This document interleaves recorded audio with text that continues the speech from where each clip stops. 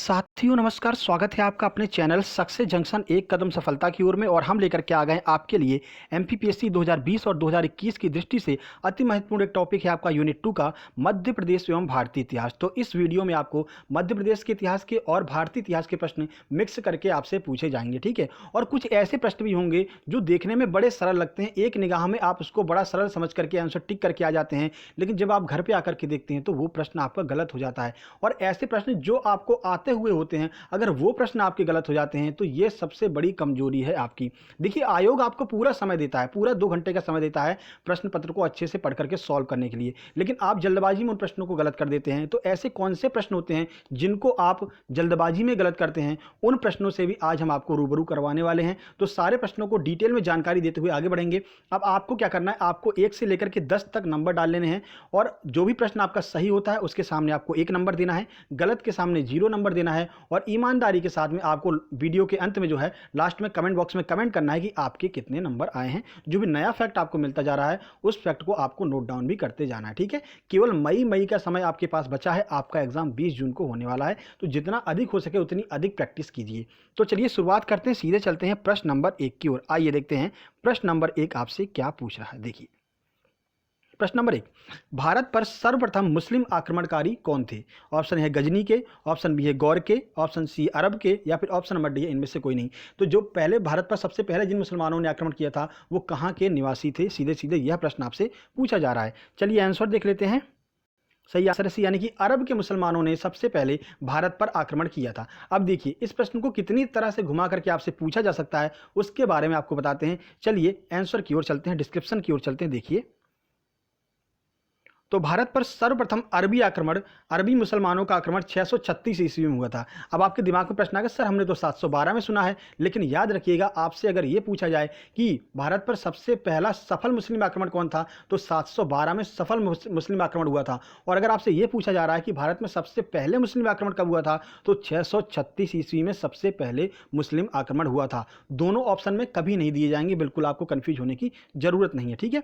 देखिए, तो 636 वाले आक्रमण की बात कर लेते हैं। यह आक्रमण खलीफा उमर के समय मुंबई के निकट थाड़े पर हुआ था, ठीक है। परंतु यह आक्रमण असफल रहा। तो याद रखिएगा, पहला असफल आक्रमण कब हुआ था? 636 ईस्वी में। आगे बढ़ते हैं, भारत पर पहला सफल आक्रमण कब हुआ? तो 712 ईस्वी में मोहम्मद बिन कासिम के द्वारा भारत पर पहला सफल आक्रमण किया गया। इस समय खलीफा कौन था? तो याद रखिएगा, खलीफा अल वाजिद के शासनकाल में यह आक्रमण हुआ था। तो याद रखिएगा, सफल आक्रमण खलीफा अल वाजिद के शासनकाल में, और जो असफल आक्रमण था वो खलीफा उमर के शासनकाल में हुआ था, ठीक है। चलिए आगे बढ़ते हैं और जानकारी आपको देते हैं। तो जब ये खलीफा वाजिद के शासनकाल में जो आक्रमण हुआ था, उस समय जो सिंध का जो शासक था वो कौन था? तो दाहिर था, ठीक है। तो कासिम ने जब भारत पर आक्रमण किया था तो सिंध पर कासिम ने आक्रमण किया था, तो सिंध पर जो शासन था वो किसका शासन चल रहा था? तो दाहिर का शासन उस समय सिंध पर चल रहा था, जब मोहम्मद बिन कासिम ने 712 ईस्वी में भारत पर सफल आक्रमण किया था, ठीक है। चलिए आगे बढ़ते हैं, प्रश्न नंबर 2 की ओर चलते हैं। देखिए प्रश्न नंबर 2 मध्य प्रदेश से है। देखिए, मध्य प्रदेश के किस क्षेत्र के राजा महाभारत युद्ध में कौरवों की तरफ से लड़े थे? ठीक है, तो महाभारत युद्ध आप जानते ही हैं। तो कौरवों की तरफ से कौन कौन से राजा यहां पर लड़े थे, ये आपसे पूछा जा रहा है। मध्य प्रदेश के जो भी राजा थे, ऑप्शन ए है अवंती, ऑप्शन बी है अंधन, ऑप्शन सी है निषद, या फिर ऑप्शन नंबर डी है उपरोक्त सभी। तो बताइए कौन कौन से राजा कौरवों की तरफ से लड़े थे महाभारत युद्ध में, जो मध्य प्रदेश के निवासी थे? चलिए आंसर देख लेते हैं। सही आंसर डी, यानी कि उपरोक्त सभी। ऊपर जितने भी आपको राजा दिए गए हैं, ये सभी राजा जो महाभारत युद्ध हुआ था वो कौरवों की तरफ से लड़े थे। चलिए इस प्रश्न के बारे में पूरी जानकारी आपको देते हैं। ऐसे ही प्रश्न आपसे इतिहास में पूछे जाएंगे, ऐसे ही प्रश्न बनने वाले हैं। और आपको हम बता दें, एमपीपीएससी यूपीपीसीएस को फॉलो करता है। यूपीपीसीएस के जो अभी एग्जाम हुआ है, 27 प्रश्न इतिहास से देखने को मिले थे। तो आप ये उम्मीद लगा लीजिए कम से कम 22 से 23 प्रश्न आपको यहाँ पर इतिहास को देखने को मिलने वाले हैं एमपीपीएससी प्री एग्जाम में। और इस तरह के प्रश्न ही आपको देखने को मिलेंगे, ठीक है। एक बोधन दगुआ वाला प्रश्न आया था, लोग बहुत कंफ्यूज हो गए, ढूंढते ढूंढते मर गए कि ये बोधन दगुआ कौन था। तो ऐसे ही प्रश्न आपसे पूछे जाएंगे, याद रखिएगा, ठीक है। देखिए, ये इस प्रश्न के बारे में बताते हैं, कौरवों की तरफ से कौन कौन लड़ा था। तो कौरव पांडवों के बीच लड़े गए महाभारत युद्ध में मध्य प्रदेश के निम्न क्षेत्र के राजाओं ने अपनी सेना कौरवों की तरफ से साथ दिया था। कौन कौन वो राजा थे? तो माहिष्मती के नील, अवंती के बिंद, भोज, बंदक, विदर्भ और निषद, ये जितने भी राजा थे ये सभी राजा कौरवों की तरफ से लड़े थे, ठीक है, याद रखिएगा। चलिए आगे बढ़ते हैं, अगले प्रश्न की ओर चलते हैं। देखिए, अच्छे लेवल के प्रश्न, सरल लेवल के प्रश्न, हर प्रश्न आपको यहाँ पर कराया जाएगा, हर प्रश्न की आपको प्रैक्टिस कराई जाएगी। प्रसिद्ध स्थल मक्का किस देश में स्थित है? ऑप्शन ए है सीरिया, ऑप्शन बी है इराक, ऑप्शन सी है इराक, ऑप्शन बी ईरान था, ऑप्शन डी है सऊदी अरब। तो बताइए प्रसिद्ध स्थल मक्का जो है वो किस देश में स्थित है? चलिए आंसर देख लेते हैं। सही आंसर है डी, यानी कि सऊदी अरब में मक्का स्थित है। अब क्यों प्रसिद्ध है उसके बारे में भी आइए देख लेते हैं। देखिए तो मक्का सऊदी अरब में स्थित है। यहीं पर 570 ईस्वी में इस्लाम धर्म के प्रवर्तक हजरत मोहम्मद का जन्म हुआ था। तो याद रखिएगा हजरत मोहम्मद का जन्म मक्का में हुआ था। ठीक है, आगे बढ़ते हैं। इसी कारण यह स्थान मुस्लिम अनुयायियों का पवित्र तीर्थ स्थल माना जाता है। पैगंबर साहब की मृत्यु कभी हुई थी? तो याद रखिएगा पैगंबर हजरत की मृत्यु 632 ईस्वी में हुई थी, यानी 570 में जन्म, 632 में इनकी मृत्यु हुई थी। याद रखिएगा, बहुत महत्वपूर्ण यहाँ से प्रश्न बनता है। ठीक है, चलिए आगे बढ़ते हैं, प्रश्न नंबर 4 की ओर चलते हैं। देखिए प्रश्न नंबर 4, निम्नलिखित में से किसे अकबर ने स्वयं मारा था? यानी किसी के द्वारा मरवाया नहीं था, स्वयं अपने हाथों से अकबर ने इनमें से किसको मारा था? Option A Adam Khan, option B है बैरम खान, ऑप्शन सी है बाज बहादुर, या फिर ऑप्शन नंबर डी है पीर मोहम्मद खान। चलिए आंसर देख लेते हैं। सही आंसर है ए, यानी कि आदम खां को अकबर ने स्वयं अपने हाथों से मारा था, यानी कि महल के ऊपर से फेंक दिया था स्वयं अपने हाथों से उठा करके। ठीक है, क्यों फेंका था आइए आपको पूरी जानकारी देते हैं। देखिए तो माहम अनगा के पुत्र आदम खां को 1562 ईस्वी में अकबर ने स्वयं मारा था, क्योंकि उसने अकबर के प्रधानमंत्री अतगा खां की हत्या कर दी थी। तो याद रखिएगा अतगा खां की हत्या आदम खां ने की थी, जिसको अकबर ने स्वयं अपने हाथों से उठा करके महल से नीचे फेंक दिया था। और वो जो माहम अनगा का पुत्र था कौन? आदम खां। 1562 में इसको मारा गया था अकबर के द्वारा। ये सारे फैक्ट आपके लिए बहुत ज़्यादा महत्वपूर्ण है, क्योंकि एमपीपीएससी मुगल काल से अब डीपली प्रश्न पूछने लगा है। सिंपल प्रश्न अब बहुत कम देखने को मिलते हैं। ठीक है, चलिए आगे बढ़ते हैं, प्रश्न नंबर 5 की ओर चलते हैं। देखिए तो गरुड़ किस वंश का राजकीय चिन्ह माना जाता है? एमपी की हिस्ट्री से यह संबंधित है। गरुड़ किस वंश का राजकीय चिन्ह माना जाता है? ऑप्शन है मौर्य वंश, ऑप्शन बी है गुप्त वंश, ऑप्शन सी है वाकाटक वंश, या फिर ऑप्शन नंबर डी है नागवंश। तो बताइए जो गरुड़ चिन्ह होता है वो किसका यहाँ पर राजकीय प्रतीक हुआ करता था? चलिए आंसर देख लेते हैं। सही आंसर, यानी कि गुप्त वंश का राजकीय प्रतीक कौन हुआ करता था? गरुड़ चिन्ह जो है वो गुप्त वंश का राजकीय प्रतीक हुआ करता था। अब ये जानकारी कहाँ से मिली है और मध्य प्रदेश में कहाँ से जानकारी मिली है आपके लिए महत्वपूर्ण है। तो आइए देख लेते हैं कि मध्य प्रदेश में ये जानकारी कहाँ से प्राप्त हुई है। देखिए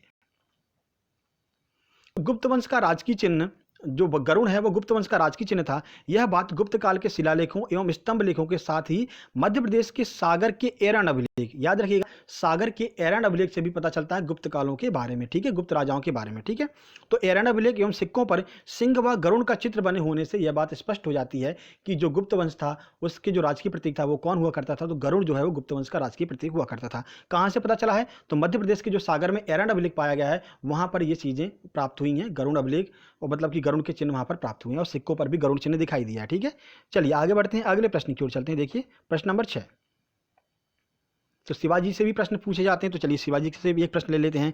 किस मुगल सेनापति के साथ शिवाजी ने 1665 ईस्वी में पुरंदर की संधि पर हस्ताक्षर किए थे? ऑप्शन है दिलेर खां, ऑप्शन बी है जय सिंह, ऑप्शन सी है Jaswant Singh, option number D है शाइस्ता खां। चलिए आंसर देख लेते हैं। सही आंसर है बी, यानी कि जय सिंह के साथ में यहाँ पर पुरंदर की संधि हुई थी जून 1665 में। चलिए कुछ जानकारी आपको देते हैं कि पुरंदर की संधि जय सिंह ने क्यों की थी। हालांकि जय सिंह ने किला जीत लिया था पुरंदर का, फिर भी उसने संधि की थी। ऐसा क्यों किया था चलिए आपको बता देते हैं। देखिए अगर ये जो टॉपिक है, ये जो पॉइंट है, इनको अगर आप मेंस में लिख कर आएंगे अति लघु वाले प्रश्नों में तो बहुत अच्छा इफेक्ट पड़ता है एग्जामिनर के ऊपर। देखिए 1665 ईस्वी के आरंभ में औरंगजेब ने राजा जयसिंह के नेतृत्व में विशाल सेना शिवाजी का दमन करने के लिए भेजा। ठीक है, आगे देखिए तो जयसिंह वह शासक थे जो कि युद्ध और शांति दोनों कलाओं में निपुण थे। उन्होंने समझ लिया कि बीजापुर को अगर जीतना है तो शिवाजी से मित्रता करनी होगी। डबल गेम खेल गए वो। उन्होंने सोचा कि अगर शिवाजी से मित्रता कर लेंगे तो जो बीजापुर हमारे मतलब राह में रोड़ा बना पड़ा है तो बीजापुर को भी हम आसानी से जीत लेंगे शिवाजी से मित्रता करने के बाद में। ठीक है, इस वजह से उन्होंने पुरंदर के किले को जीत लिया था। हालांकि पूरा पुरंदर का किला जीत लिया था, लेकिन फिर भी उन्होंने पुरंदर की संधि शिवाजी के साथ में की थी। कब? जून 1565 में। ठीक है, याद रखिएगा। चलिए आगे बढ़ते हैं। बाद में इसके आगे की कहानी आपको पता ही है। राजा मिर्जा जयसिंह की जो है रास्ते में ही मृत्यु हो गई थी। फिर आगे शिवाजी यहाँ पर औरंगजेब के दरबार में आए थे। बाकी उल्टा सीधा उन्होंने कहा था औरंगजेब के बारे में। ये सारी जानकारी आपको हमने पहले भी अपने वीडियोज़ में हमने सारी बातें आपको बताई हैं। ठीक है, चलिए आगे बढ़ते हैं। प्रश्न नंबर 7 की ओर चलते हैं। देखिए बांधवगढ़ किस वंश की राजधानी थी? ऑप्शन है नागवंश, ऑप्शन बी है मगराज वंश, ऑप्शन सी है सातवाहन वंश, या फिर ऑप्शन नंबर डी है वाकाटक वंश। ये भी आपका एमपी हिस्ट्री का प्रश्न है और बहुत ही महत्वपूर्ण प्रश्न है। ऐसे प्रश्न आपको एग्जाम में दिखाई देने वाले हैं। तो बताइए बांधवगढ़ जो है, जो बांधवगढ़ का किला भी आपने सुना होगा और बांधवगढ़ राष्ट्रीय उद्यान भी है, तो बताइए कि वो किस वंश की राजधानी हुआ करती थी। चलिए आंसर देख लेते हैं। सही आंसर है बी, यानी कि मगराज वंश की राजधानी हुआ करती थी बांधवगढ़। अब मगराज वंश के कुछ शासकों के बारे में आइए देख लेते हैं। तो देखिए, मध्य प्रदेश के बघेलखंड में मुख्यतः रीवा मंडल में मगराज वंश का शासक था। कहाँ पर? रीवा में जो है मगराज वंश का शासन था। इस वंश का प्रथम ज्ञात राजा कौन है? तो वशिष्ठी पुत्र भीमसेन के पुत्र पोटसिरी ने अपनी राजधानी बांधाकोट को बनाया था। ठीक, तो याद रखिएगा कौन थे यहाँ के पहले राजा? तो वशिष्ठी पुत्र भीमसेन के पुत्र पोटसिरी जो है वो यहाँ के पहले राजा थे। अभिलेखों में ऐसा देखा गया है। तो याद रखिएगा रीवा वाला जो क्षेत्र है वहाँ पर किसका शासन हुआ करता था? मगराज वंश का शासन हुआ करता था। ठीक है, चलिए आगे बढ़ते हैं, प्रश्न नंबर 8 की ओर चलते हैं। देखिए, और अगर वीडियो आपको पसंद आ रही है तो वीडियो को लाइक जरूर कीजिएगा, दोस्तों के पास शेयर कीजिएगा कि ऐसे प्रश्न ही अब आपके एमपीपीएससी में पूछे जाने वाले हैं। जिसका भी चाहते हैं, जो भी आपका मित्र इष्ट मित्र हो, उनके पास शेयर कीजिए, उनको बताइए कि आपको इस लेवल की तैयारी करनी है। अगर आप एमपीपीएससी की तैयारी कर रहे हैं या किसी भी एग्जाम की अगर आप तैयारी कर रहे हैं तो इतिहास का लेवल अब जो है हाई आने लगा, क्योंकि पिछले कुछ सालों से देखा जा रहा था इतिहास के प्रश्न परीक्षाओं में नहीं पूछे जा रहे थे, लेकिन अभी यूपीएससी में देखा तो इतिहास के काफी प्रश्न आए हैं, यूपी पीसीएस में देखा तो इतिहास के बहुत प्रश्न आए हैं, बिहार पब्लिक सर्विस कमीशन का जो बीपीएससी हुआ है उसमें भी इतिहास के बहुत प्रश्न आए हैं। तो सीधी सी बात है, आपके एमपीपीएससी में भी इतिहास के बहुत सारे प्रश्न आपको देखने को मिलने वाले हैं। बम्पर प्रश्न आपके इतिहास के यहां पर देखने को मिलने वाले हैं। ठीक है, चलिए, मध्य प्रदेश के शिवपुरी जिले के नरवर को किसने बसाया था? एमपी का ही प्रश्न है। ऑप्शन ए है नल, ऑप्शन बी है भीमरथ, ऑप्शन सी है कौशिक, या फिर ऑप्शन नंबर डी है इनमें से कोई नहीं। चलिए आंसर देख लेते हैं। सही आंसर है ए, यानी कि नल ने जो है नरवर जिले को बसाया था। चलिए कुछ जानकारी आपको देते हैं, देखिए। तो अनुश्रुति के अनुसार राजा नल ने नलपुर नगर बसाया था, जो आधुनिक शिवपुरी जिले में नरवर के नाम से विख्यात है। तो याद रखिएगा नरवर का पुराना नाम क्या हुआ करता था? तो नलपुर नाम से इसको जो है बसाया गया था राजा नल के द्वारा। ठीक है, चलिए आगे बढ़ते हैं, प्रश्न नंबर 9 की ओर चलते हैं। साथ ही साथ में आपको बता दें, करंट अफेयर की जो वीडियो है वो रोज सुबह 7:30 बजे आती है, और आपके एमपीपीएससी में एक यूनिट है, यूनिट 8, वहां पर आपसे करंट अफेयर के प्रश्न पूछे जाएंगे, राष्ट्रीय अंतर्राष्ट्रीय घटना संग्रह के प्रश्न पूछे जाएंगे, एमपी करंट के प्रश्न पूछे जाएंगे, स्पोर्ट्स के प्रश्न पूछे जाएंगे। तो उन प्रश्नों को अगर आपको कवर करना है तो आपको रोज सुबह 7:30 बजे जो करंट अफेयर की हमारी वीडियो आती है उसको जरूर देखिएगा। क्यों? क्योंकि इसमें 3 टॉपिक हम कवर करते हैं। पहला आपका कवर करते हैं राष्ट्रीय अंतर्राष्ट्रीय घटना संग्रह यानी कि करंट अफेयर्स डेली वाली, उसके बाद हम एमपी करंट अफेयर को उसी में कवर करते हैं, उसके बाद हम स्टैटिक जीके के प्रश्न को भी उसी एक वीडियो में कवर करते हैं, बाकायदा फोटो के साथ में, एनिमेशन के साथ में हम वो वीडियो लेकर के आते हैं। आज भी हमने अपलोड की है, 10 मई करंट अफेयर के नाम से अपलोड की गई है, जाकर के आप चैनल के अंदर विजिट करके जरूर देखिएगा, आपको बहुत अच्छा लगेगा वो वीडियो। विद पूरी डिटेल में हमने पूरी स्लाइड बना करके जानकारी दी है, जरूर देखिएगा, विजिट जरूर कीजिएगा। देखिए, चित्रकला की मुगल शैली का प्रारंभ किसने किया था? अब देखिए यहाँ पर क्या होगा, लोग कंफ्यूज हो जाएंगे, और जैसे ही चित्रकला आती है, मुगल काल की चित्रकला आती है, तुरंत लोगों के दिमाग में जहांगीर घूम जाता है और लोग बिना देखे जहांगीर को टिक करके चले आते हैं। मगर प्रश्न को मेरे भाई ध्यान से पढ़िए, चित्रकला की मुगल शैली का प्रारंभ किसके द्वारा किया गया था? ऑप्शन है अकबर ने, ऑप्शन बी है हुमायूं ने, ऑप्शन सी है जहांगीर ने, ऑप्शन नंबर डी है शाहजहां ने। तो बताइए किसने प्रारंभ किया था चित्रकला की मुगल शैली? चलिए आंसर देख लेते हैं। आंसर है बी, यानी कि हुमायूं ने जो है चित्रकला की मुगल शैली को प्रारंभ किया था। चलिए इस प्रश्न के बारे में डिटेल में जानकारी आपको दे देते हैं, तो सारे कंफ्यूजन जो है वो आपके क्लियर हो जाएंगे। देखिए, तो चित्रकला के क्षेत्र में मुगल शैली का प्रारंभ हुमायूं ने किया था। मुगल चित्रकला की नींव हुमायूं के शासनकाल में ही पड़ी थी, याद रखिएगा। ठीक है, अब देखिए कौन कौन से चित्रकार हैं जो शुरुआत में यहाँ पर देखे गए थे मुगल काल में। तो देखिए, फारस और अफगानिस्तान में निर्वासन काल में उसने अपने मीर सैयद अली और अब्दुल समद नामक 2 फारसी चित्रकारों की सेवाएं प्राप्त की थी। तो शुरुआती 2 जो चित्रकार थे वो कौन कौन थे? तो मीर सैयद अली और अब्दुल समद, दोनों चित्रकारों के बारे में आपने सुना होगा, ये हुमायूं के टाइम पे हुआ करते थे। ठीक है, चलिए आगे बढ़ते हैं।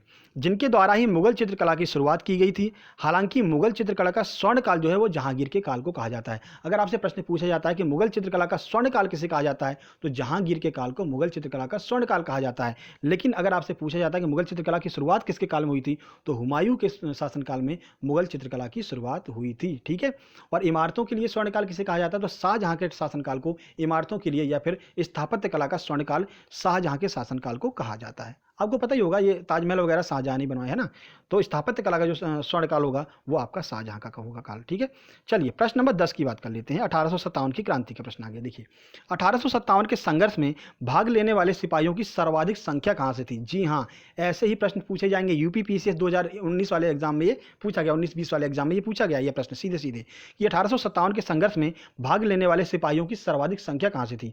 ऑप्शन है अवध से, ऑप्शन बी है बंगाल से, ऑप्शन सी है बिहार से, या फिर ऑप्शन नंबर डी है राजस्थान से। चलिए आंसर देख लेते हैं। इसका सही आंसर है बी। बी नहीं, इसका आंसर ए होगा। ठीक है, याद रखिएगा, यहाँ पर मिसप्रिंट हो गया। अवध से सर्वाधिक संख्या जो है देखी गई थी 1857 की क्रांति में। ठीक है, चलिए आगे बढ़ते हैं। इसको हम टाइपिंग एरर जो है इसको सही करवा देंगे। अवध याद रखिएगा, इसका सही आंसर अवध है, यानी कि ऑप्शन नंबर ए इसका बिल्कुल सही आंसर है। देखिए डिस्क्रिप्शन में पूरी जानकारी आपको समझ में आ जाएगी। देखिए, तो 1857 के संघर्ष में भाग लेने वाले सिपाहियों की सर्वाधिक संख्या अवध से थी। वास्तव में उस समय अवध में शायद ही ऐसा कोई परिवार रहा हो जिसका कोई सदस्य सेना में ना हो, यानी कि हर एक परिवार के सदस्य जो है वो सेना में उपस्थित थे। ठीक है, केवल अवध से ही लगभग 75,000 सैनिक सेना में हुआ करते थे।